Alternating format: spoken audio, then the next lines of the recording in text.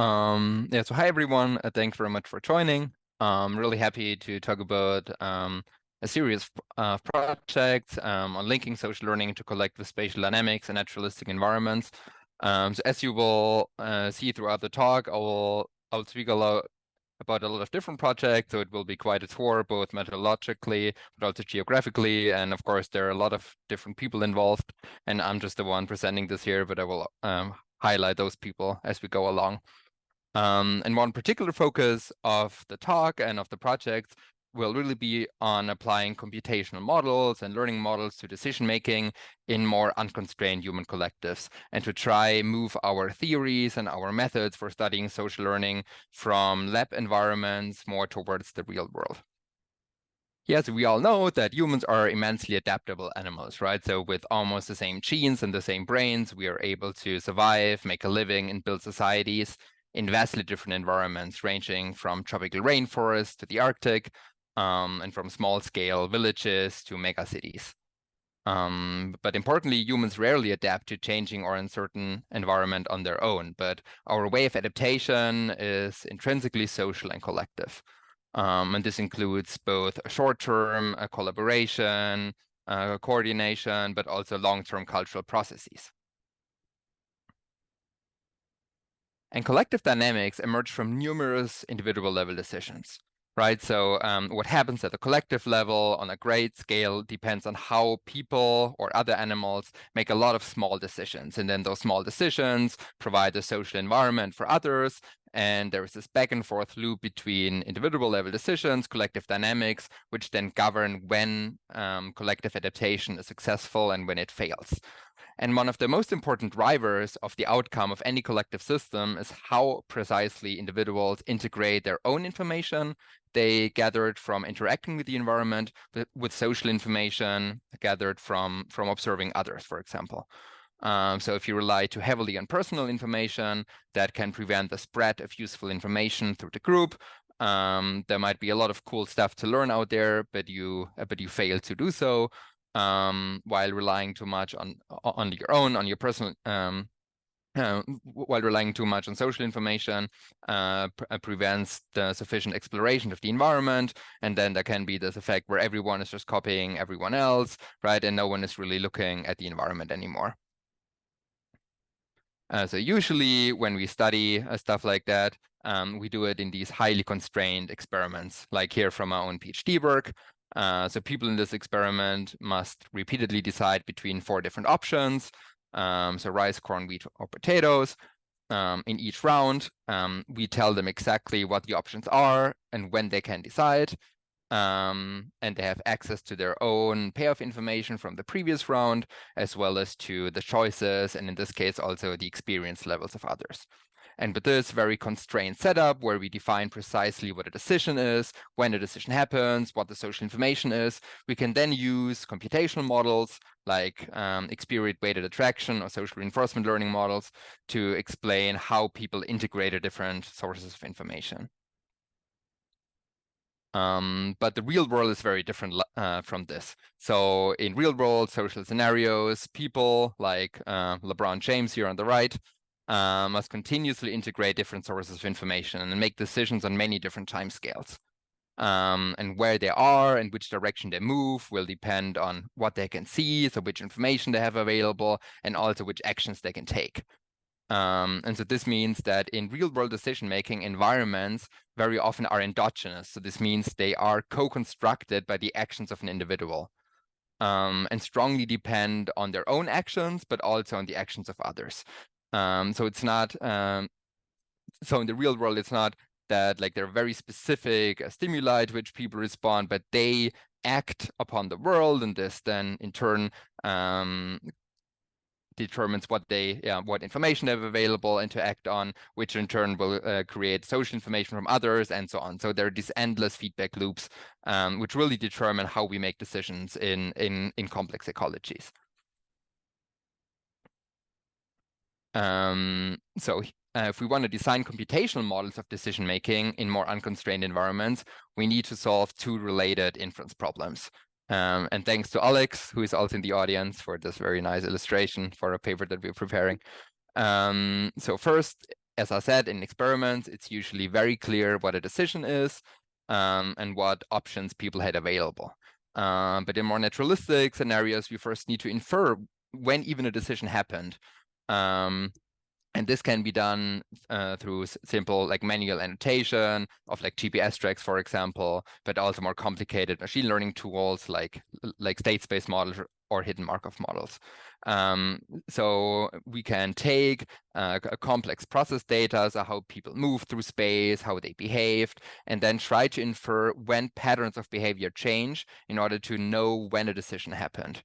And then we also need to identify the option space. So essentially, what are the potential things an individual could have done at this moment? That can be done by identifying important constraints to behavior and then also counterfactual simulations. So this is very abstract now, but I hope it will become much more clearer as we go along. And then once decisions have been identified, we can use data on individual sampling of the environment and then apply process models to understand how people transform the information from stimuli they receive and make decisions. So here I will talk about work using collective foraging as a test bed to study cognition in rather unconstrained groups. So foraging, maybe for the psychologists who might not be so familiar with this, it just refers to finding and collecting resources in complex environments. And what's really nice about foraging is that it unites important cognitive and social challenges. So you need to learn about the environment, you need to move, you need to generalize, as well as also important social challenges. So you can cooperate with others or compete with others. And moreover, foraging, and especially foraging together with others, so collective foraging, has been described by a lot of anthropologists as one of the key abilities that have allowed humans to spread out of Africa and make a living in such vastly different environments. So today I will describe a series of projects that go from ABMs on the top to foraging in the wild. So with increasing naturalism, we of course also lose more and more control, which calls for novel modeling approaches. So first I will describe ABMs, where we can control both the cognition of agents and the environment, and then look at the collective dynamics. Next I will talk about foraging experiments in the laboratory, where we can still control the environment, but we need to infer the cognitive or the decision-making processes underlying decisions, and then we can use that to make inferences on the collective dynamics. And then lastly, I will talk about ice fishing, where we have all the naturalism. It's a real-world study system, but of course, we neither can control the environment nor the cognition. Yeah, so there's really this trade-off, right, between experimental control and naturalistic decision-making. But we hope as we move along this gradient, we can gain a lot of interesting insights that can also inform like different projects. Yeah, so I want to start with the simulations, and they're done together with PhD student David Massey at SciOI. And together we developed a mechanistic and spatially explicit ABM framework. So agents in this model can be in one of three different behavioral states. So they can individually explore the environment, which is shown in blue.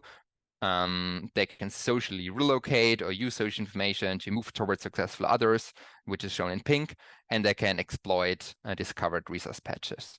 And so the social relocation in that case just means that they move towards successful others in their visual field. So everything, like all information in this models is based on vision. So we explicitly model like the visual projection fields of other agents on the retina of our focal agents, which they can then integrate in different ways. So the agents, they can switch between those behavioral states based on the value of two integrators or neurons. So one for individual information that collects information about how good their present resource patch is, and one for social information, which essentially collects information from successful others. So in this model, in the first version, we make a lot of simplifications. So everything that's published in this paper is essentially just like one very thin slice of potential things you can analyze with this model. So for example, for the personal information, we just make it binary. So whenever they discover a patch, they will exploit it until it's done. But the model would also allow for, explore exploit trade-offs. But yeah, we just wanted to, understand the basics first. And also the social information in our case means they can only see successful individuals. But of course, you could also imagine like all sorts of different things, how they incorporate social information. But I think what's quite cool is that they really over time continuously integrate different sources of information, and then there are certain thresholds which makes them switch between states. So usually in ABMs, right, we often have this probabilistic rules that with a fixed probability of 0.5, let's say, per time step, they do something. And in this model, those probabilities, they really emerge from the dynamics of decision making and from the integrators, right? So, and I think this is quite cool. Yeah, and with this single parameter, epsilon w, we can control how strongly they respond to the social information in the visual field. So it essentially scales their input of social information, and thereby controls just how social the agents are. And you can see on the left, we have purely individualistic agents who don't pay attention to others at all, to highly social agents on the right, who essentially use social learning as soon as it's available, which makes them move like in a flock-like way. Yeah, and then we find that high rates of social learning are actually adaptive in environments where resources are concentrated in few but rich patches, whereas low rates of social information use are adaptive in more distributed environments with many but poor patches.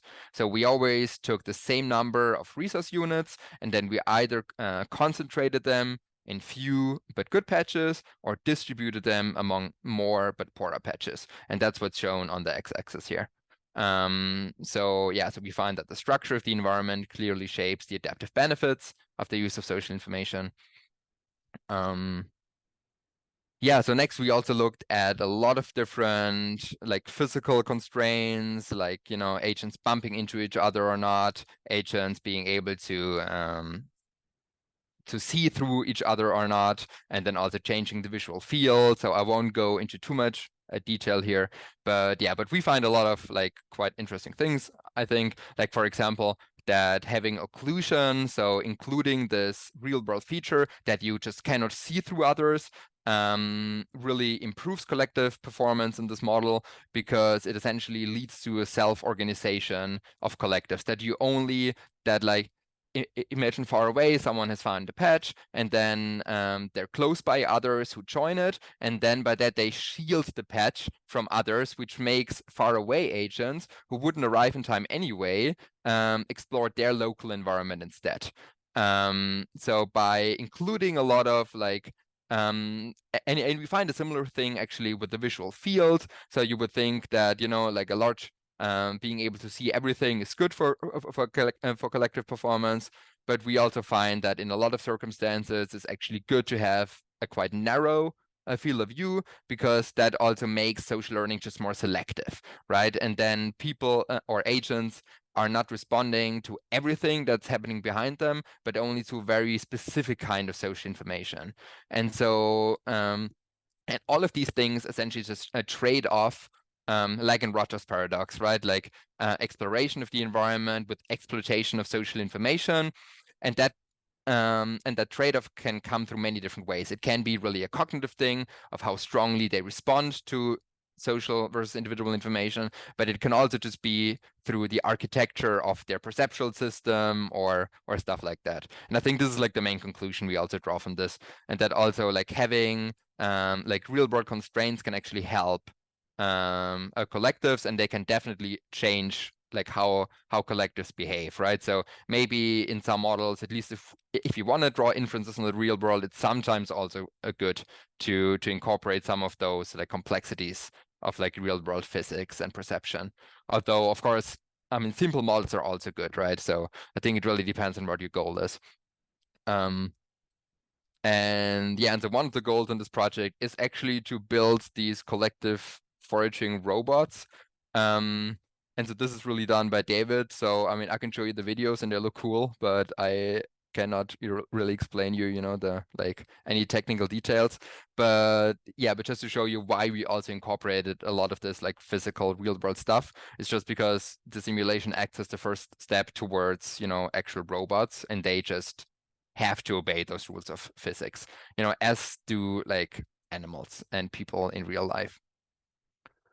Um, Yeah, but so to test some of those theoretical predictions, we also then designed a computer game experiment where people were instructed to find coins hidden underground with a metal detector. So this was not VR, this was a video game where people were still sitting in front of a computer in the lab.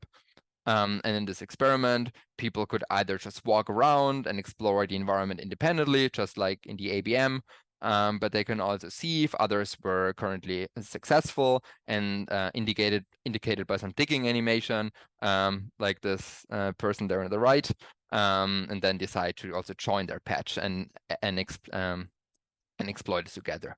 So here the player just walks around and explores, but then they observe a successful other person over there, and then they decide to join this patch. But however, before they arrive, they actually found their own patch, which is very nice for them. So they start extracting. So in a design very similar to the ABM, the experiment uses a simple 2x2 design. So the same number of coins could either be concentrated in few but rich patches or distributed among many but poorer patches. And then moreover, we also incentivize participants either on the group level and pay them according to the total numbers of collected coins, or we incentivize them on the individual level, pay them according to just their own success, their own number of collected coins. And so as predicted by the simulations, our behavioral results showed that people relied more on social information and joined more patches discovered by others in concentrated environments than in distributed ones. So look at the very different ranges on the x-axis here, right? So in the concentrated one in blue, they just join others much more often. And then what was really cool is that on the individual level, so for their personal success, this joining also proved adaptive in concentrated environments, but not in distributed environments. But in groups, however, perform better in both environments, so both concentrated and distributed, if on average fewer players exploited a patch, right? So this means there was a clear conflict of interest between individual and collectives in this concentrated environment. So for individuals, it was good to use social information and scrounge, patches discovered by others. But for the collective, it was better when everyone essentially just explored independently. Yeah. And then what was like one of the main finding in this paper was that as we placed the incentives at the group level, so when we paid them depending on their group performance, this reduced those joining events, and thereby also like increased their performance, at least over time. So they really needed to learn how to engage with this environment, but over time we observed this like increase in performance, like in the concentrated environments. In the distributed one, the story was super simple. It was always just, like individual exploration is always better. Yeah, and then these results, they were quite interesting, but of course we haven't really made use of the immense richness of the data, which look more like this.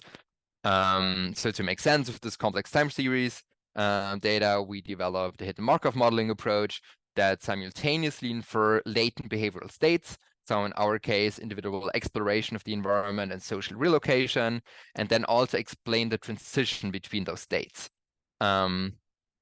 So to give you an idea what this means, so for see trajectories of people moving around in space, and then you can see that at one point indicated by those hands, people suddenly stopped turning around and exploring, and instead moved straight towards the successful agents.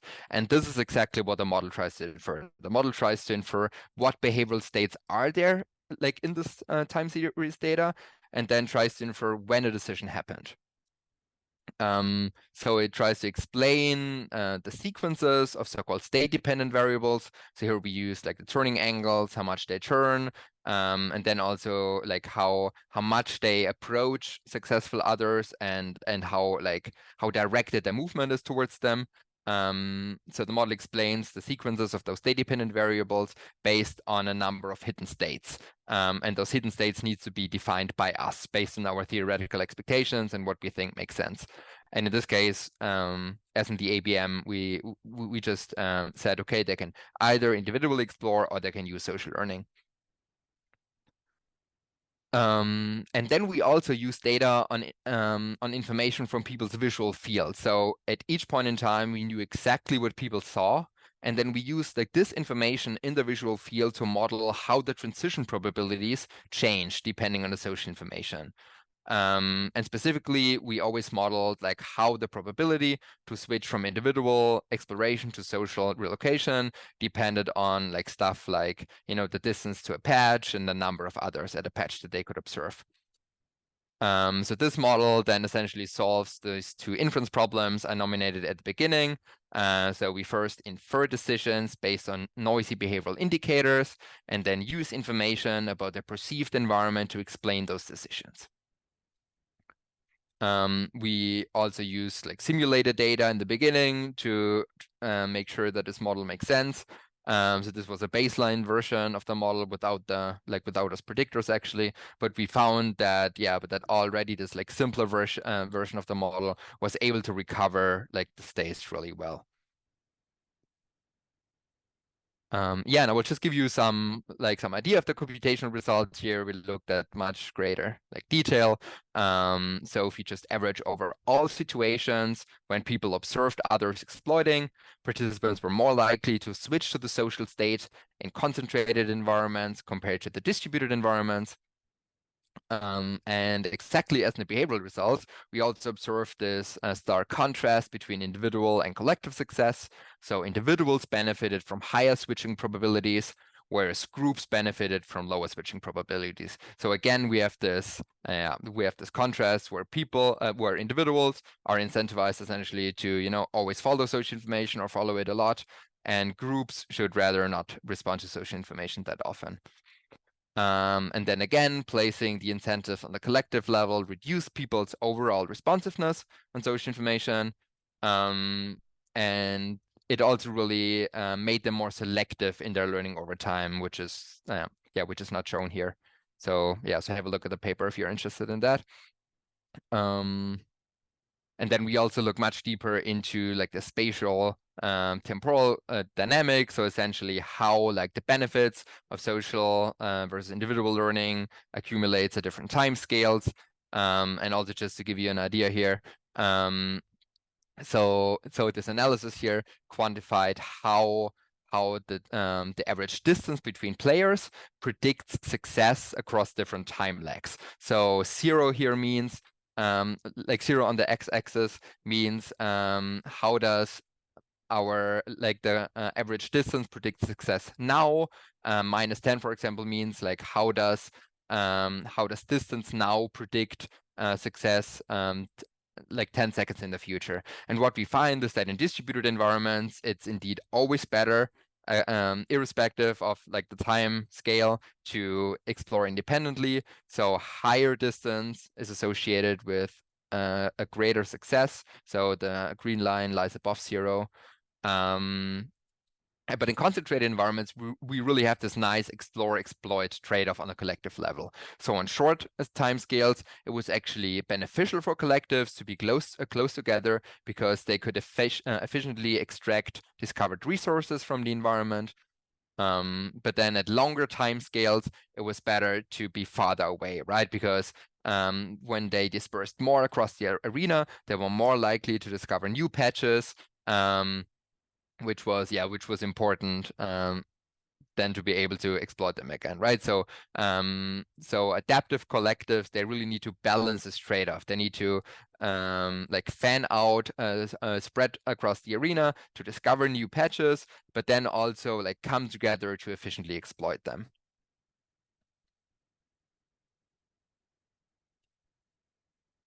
Yeah, so this was one experiment, and you could see that we can already infer something about the decision making.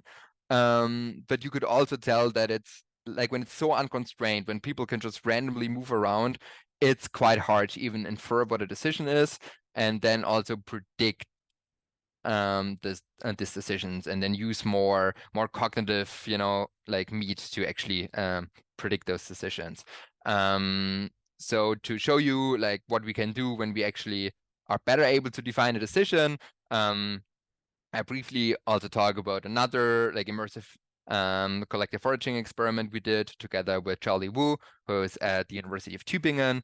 And this experiment is programmed in a Minecraft environment. And yeah, the goal is very similar. You just need to walk around, destroy those blocks, and then try to find rewards in this environment. And as before, you can walk around, you can just, explore those blocks on your own, but you can also see what others are doing. And so this person in front of us will be successful in a bit. Yes, there was this a blue splash. And so we can also decide to follow them. Yeah, and just briefly in this experiment, there were both like solo rounds and group rounds that they could either be in the environment on their own, but they could also be in groups of 4. And we manipulated the reward distribution. So rewards could either be randomly distributed through the environment where there was no spatial autocorrelation. So finding something would not inform you about, like successes in your environment, versus a smooth environment where there is some spatial autocorrelation in rewards.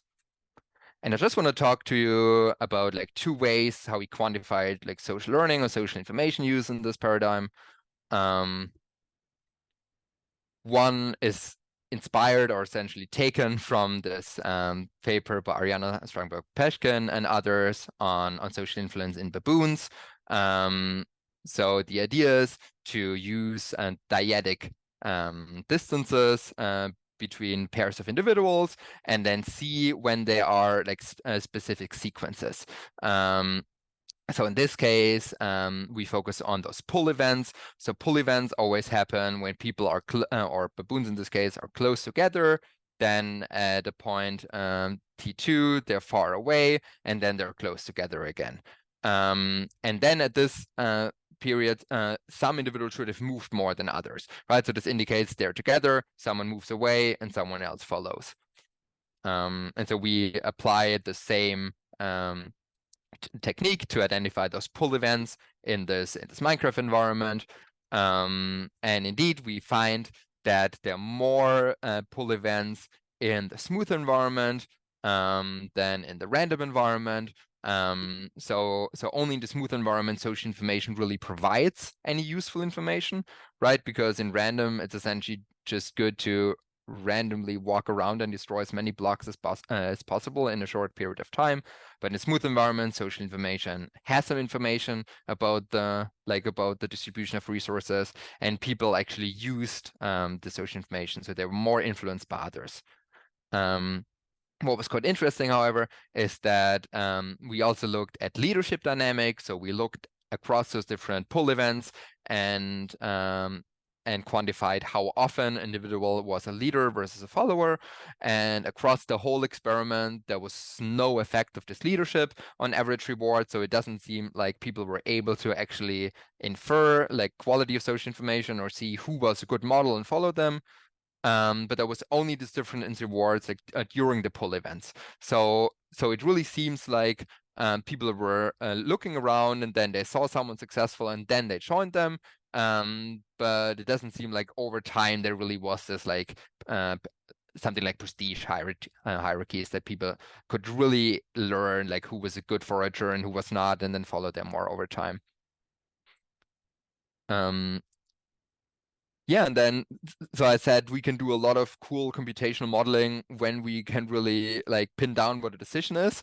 So in this case, we developed a computational framework that sequentially predicts each block individuals destroyed. So we essentially discretized this very continuous, messy data stream into block choices, and we always predict at one point, like whenever they destroy a block, which block they will destroy next based on a number of individual and social features. And these features, they are visualized in those maps. So the features, they include some things that are just, constraints of the experiment, essentially. So we have this locality feature that people are more likely to destroy close by blocks rather than blocks that are very far away. We have this visibility feature that means that people are more likely to destroy blocks that they can actually see as opposed to blocks behind them. But then a bit more substantially, we use this reward prediction feature, which relies on a Gaussian process generalization function. So we assume that when people were successful, they somehow generalize about the rewards in the environment, and then they use this generalization or this prediction of rewards to make their choices. And so that's the asocial features. And then for the social features, we essentially looked at the proximity of each block to successful others. And this is always also accounting for the visual information. So it's in this time window, how who did I observe to be successful? And then also an unsuccessful proximity, right? So this essentially accounts for success-biased learning, that people don't just randomly follow others, but they look for success cues.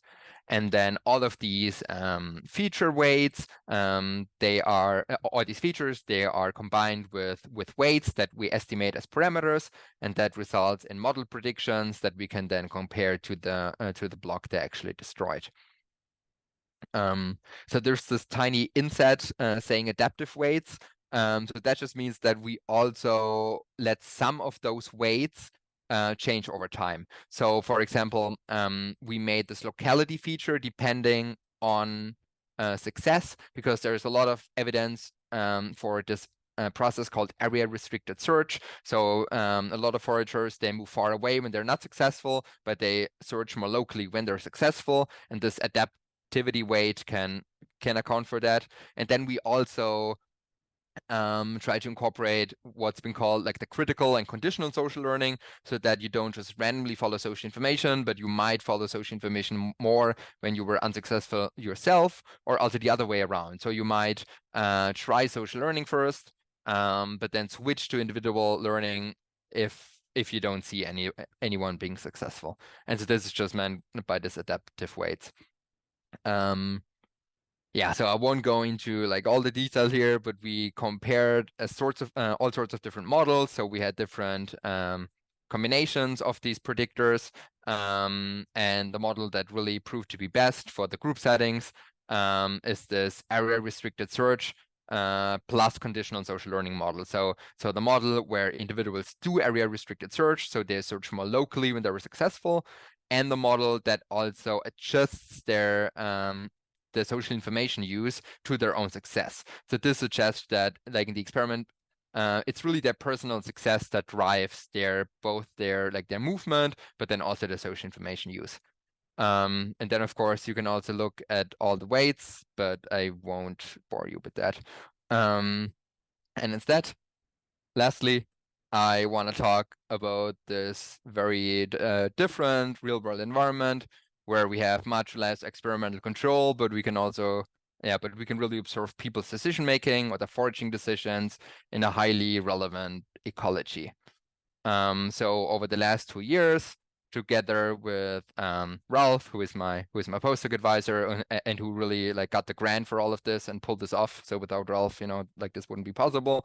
And Alex, PhD student, who is also in here, but I think he has a cough or some cold, so I don't ask you to speak about this.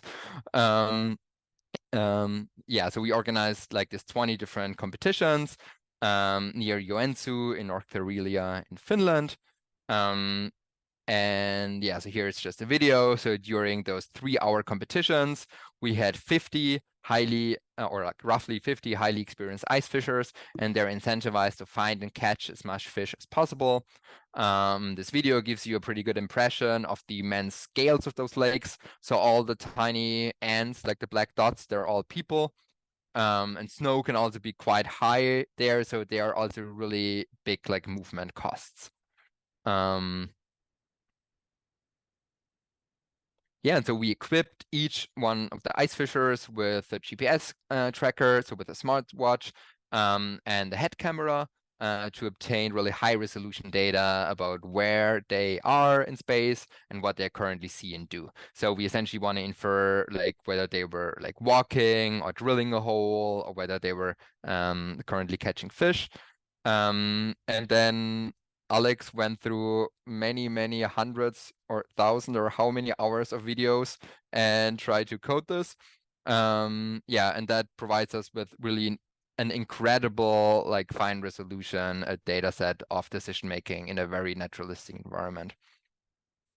And then our main goal here is really to predict, at least in this analysis that I'll present here, is to predict how ice fishers decide where to drill their next fishing hole and how they use different sources of information to do so. So we compare personal information based on their successes and failures, ecological information about, just priors they might have about the environment, but then also information provided by others. So here in this case, we've illustrated 4 different angling holes. So they went from S1 to S2 to S3 to S4. And then how could we actually predict where this person will go next? So for this, we essentially adapted the modeling framework we developed to predict the block choices in the Minecraft environment. But unfortunately, on the ice, there are no clearly defined Minecraft blocks, right? So it's very hard to say what options were even available to choose from. And so in this case, we know where the fisher actually went. This is the spot S5. But how about the alternative options? Like, how do we know what they could have chosen but didn't? And so to define this option space, we, or rather Alex, simulated alternative options from each ice fisher's turning angle and step length distributions. So we essentially look, how do they usually move? How far do they move between holes and how do they turn? And then we use those estimates to simulate alternative spots they could have chosen. And then, as in the Minecraft experiment I just described, we then calculated different features for each of the different spots, threw them into a softmax function, and used that to infer which features people actually relied on to make the decisions. So here is just an illustration, again, similar to the Minecraft experiment, of the different features that Alex used. So the green dots are the different holes they drilled. Those like asterisks, like star-shaped things, are spots where they were successful. Those squares in the second one is where they were not successful. The gray dots, they are like the simulated spots, so the alternative options they could have chosen. Have I forgotten something? Yeah, so maybe I should start with the success feature. So the success feature, very similar to the generalization, the Gaussian process generalization function essentially uses or estimates a density kernel around successful spots. So we assume that they will be more likely to search close to where they have been successful before. And in the model, we actually estimate how far they generalize their experiences across space. And this is the same with the loss feature, but here we look not at the spots where they were successful to where they caught fish, but at the spots where they were not successful, didn't catch fish.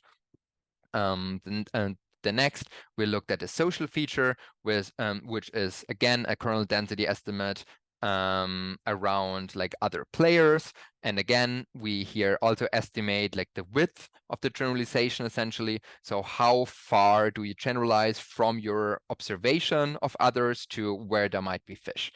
And then I mentioned the ecological features, and there might be a lot of really complicated stuff that they use. So there is really this like mythology almost of ice fishing, of what fish are doing on a given day with a given weather. And it's really, really complicated. It's really like a folk theorem of fish. But yeah, in this model, we just use like the simplest one that people also mention a lot, which is this roughness feature. So the lakes, they have a different profile, and they also know this. So we give information about the lakes to them, and then people, they really study these depth curves. And this feature essentially just covers how close alternative spots that people could choose are from these depth curves. Yeah, and then here in panel E, you can see the feature weights. So the small dots are the results for the 10 different lakes. And the green bars, they are like the fixed effect across the different lakes. And we find that there's quite some variation across lakes, but there's also like really nice consistency of how people make decisions.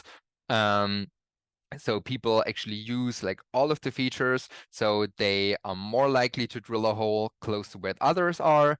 They are a bit more likely to drill a hole close to those close to the depth curves.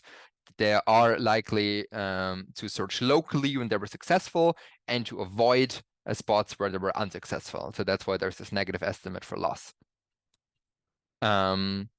And then we also implemented these adaptive or selective weights. And those effect sizes, they're quite small, but they are reliably different from zero, at least like the success time social feature. And this is exactly what I also described in the ice fishing, in the Minecraft, that people use social information more strongly when they were unsuccessful. So there's really this interaction between personal and social information use. And I mentioned before that we explicitly estimated a parameter for this degree of spatial generalization, so how far they generalize based on the observed information. And we find that they use their own success information much more locally, so they know exactly where they caught fish, and they don't generalize this across like vast areas of space, versus the social information, which is maybe a bit more diffuse. It's unclear why people are where they are. It's used a bit more generally, so they seem to have like a bit more uncertainty about what social information means with respect to where to catch fish. And then what's really cool is that we can then map those feature weights to the actual validity of these cues. So we can predict where people caught fish conditional on those different features. And that matches super nicely with the way people use social information. So it was actually, social information was actually predictive of success in this experiment, and people used the social information in this way. And the same with the other features as well. So it really seems like their decision making is adaptive. They're picking up on like true like dependencies and correlations in their environment to guide their decisions. Yeah, and then Alex also did a lot of like really cool simulations, like based on this based on the fitted parameter values. So with those parameter values, we can then simulate new like search trajectories. And I already mentioned this pattern of area restricted search. And that's also quite evident from the data here in blue. So on the x-axis, you can see the time since the last patch discovery. And so once they find a patch, they relocate less, so they search more locally. And they also turn around a bit more, so they really, search their local area. And then over time, this effect decays again. And so then we compared simulations from just a random walk model where they just randomly explore the environment to simulations based on the model prediction, like on the models. And we could find that the model simulation actually recovered the patterns really well. So it was it recovered it really well for the relocation distance, like even quantitatively. And for the turning angles, like the pattern was qualitatively right, but people in reality, they turned around even more after being successful. And if we look at the data, then this pattern of area restricted search was really moderated by the social density. So when people were in like high social areas, they kept searching more locally. So it really, over time, it stayed, their relocation distances stayed much shorter, versus when they were in areas with low social density. When they were successful, they briefly switched to area restricted search, but then essentially they switched back to more large range displacements again. And also this pattern could be reproduced really nicely by the simulations. So the darker curve shows areas with higher social density where they really explore locally for much, much longer. So this really indicates that like social information is also a means to guide exploration in this vast decision space, right? So you can imagine like on this ice, it's crazy. Like there's so many things you can do. And when you're alone, then you're only responding to your own information. So you're successful, you do area restricted search. As you're not successful over time, then you move on again. But if you're in a social environment, you keep exploring your local environment for longer, which might be a really cool mechanism of how collectives like might together be able to track environmental gradients. But yeah, so at the moment, we know relatively little about what the fish are actually doing. So there's another postdoc, Félicie Delem, working with us, like in our group. And she's actually tracking the fish also under the ice. So hopefully in the future, we'll also be able to tell you a bit more about what the fish are actually doing. Yeah, and so to end, I want to show you like this a bigger picture overview of like the approach we're trying to like advocate for. Again, like this nice illustration by Alex. So we think that we can move decision-making research and also like social learning research more closer to the real-world phenomenon by using high-resolution tracking data, as in this like immersive reality experiments where it's also really complicated. People can just walk around freely, but we know exactly where they are. We know exactly what they saw at each point in time.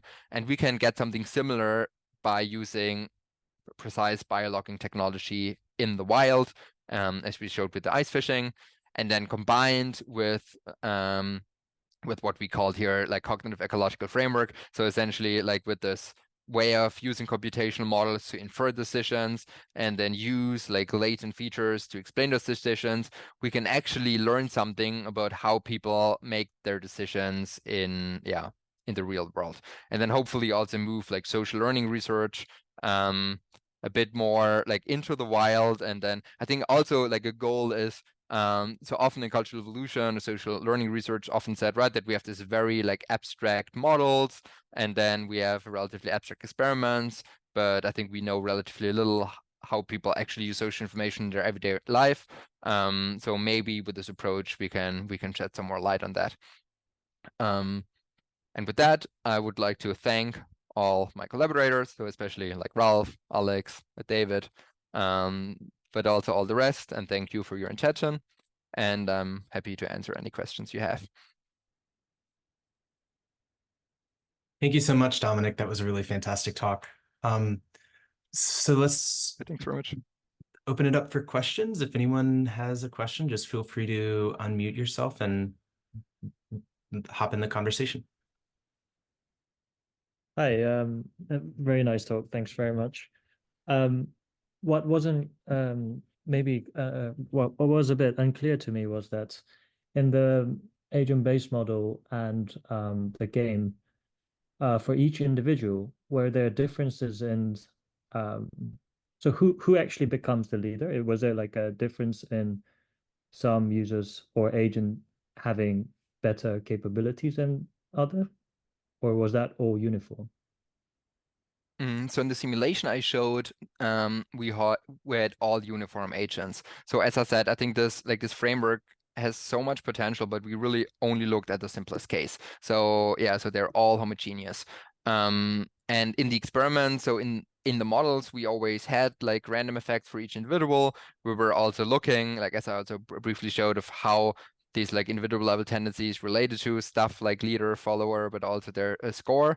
But I think we haven't really looked so much into how the group compositions influence stuff, right? You can really, I think we looked at stuff like, like the variation in social information use within groups, and if, whether there is actually this balance, like in the Rogers paradox, that like within the groups, they adapt to what others are doing in terms of their strategies, but we didn't really find like any evidence for that. Right. So in the Minecraft example that you were showing, so how would you?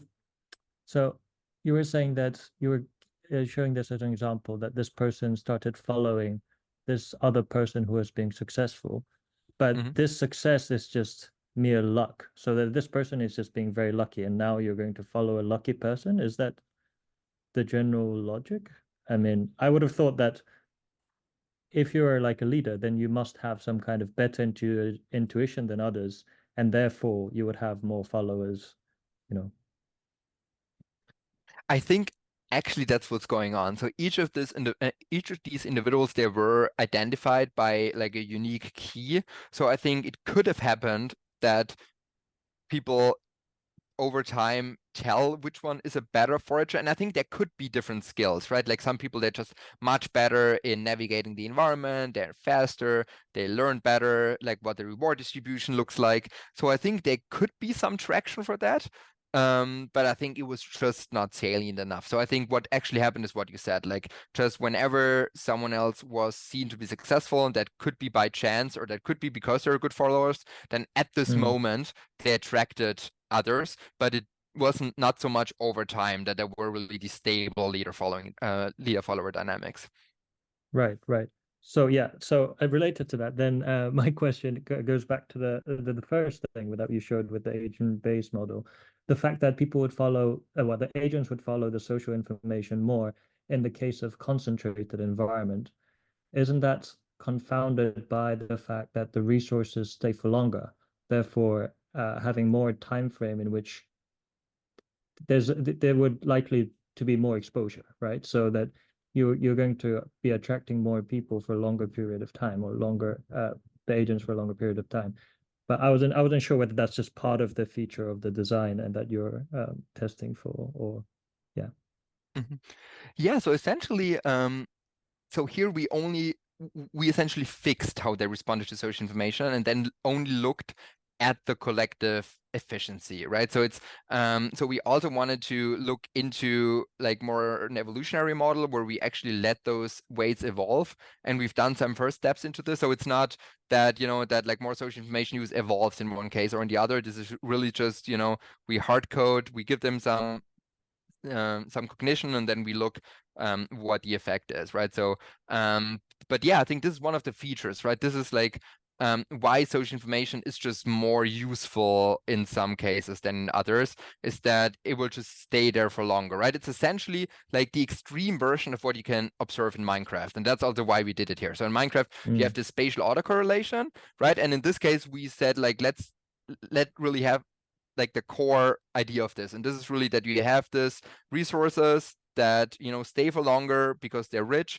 and so social information really provides information about where to find resources in the future. So I would say, yeah, that's the feature of the decision environment. Yeah, so exactly. So in the distributed environment, it might not be worth going where there's a lot of people, because by the time that you get there, the resource would basically run out, right? So yeah, that's exactly what's going on. It only gives you incentives if it's concentrated. I see. Okay, very cool. Thanks. Thanks very much. I'll jump in with my questions. Thanks a lot. That was a great talk and super cool stuff that you've been doing.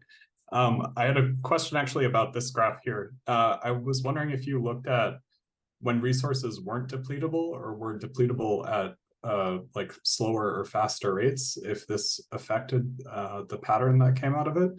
It's one thing that I'm thinking about recently are resources like uplift for soaring birds, for example, which is not depletable, and yeah, trying to work out how much social information use is useful in those types of situations. Yeah, it's a really good question. So we've done another experiment actually where we have a mobile resource that's not depletable, and this was exactly because like in this scenario you really have this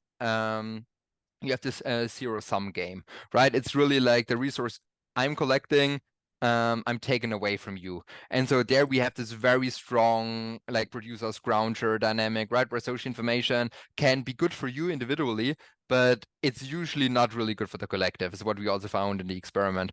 And then, yeah, so, and it also seems like that from this other immersive reality experiment that there we actually observe like, that groups are actually better than the best individuals, because there you can really have this emergent benefit, right? That like you can use social information from others, but you're not taking away from others.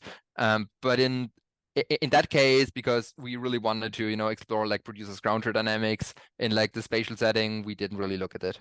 But yeah, but I think that's what's going on. Like if it's not depletable, if there is no local, it's about the local competition, right?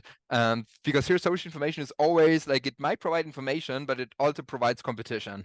And so, yeah, so if you can alleviate that, like with, like the wind, then it should favor more social learning, I think. Yeah, I think there could be a bit of a trade-off as well, because even if the resource isn't depletable, just the fact that there's more individuals in a single location might lead to more, I don't know, hostile social interactions or other types of effects that come out of it as well. So anyways, yeah. Cool, super cool. And then my other question was related to the last study that you were talking about with the fishermen. You explained a little bit about the variation between the different lakes, but I was wondering if you looked at individual variation and especially like how experience affected the strategies of these fishermen, because I assume there's some might be new fishermen, some might have been there for, I don't know, 10 years or 20 years. And did you look at any differences between those individuals?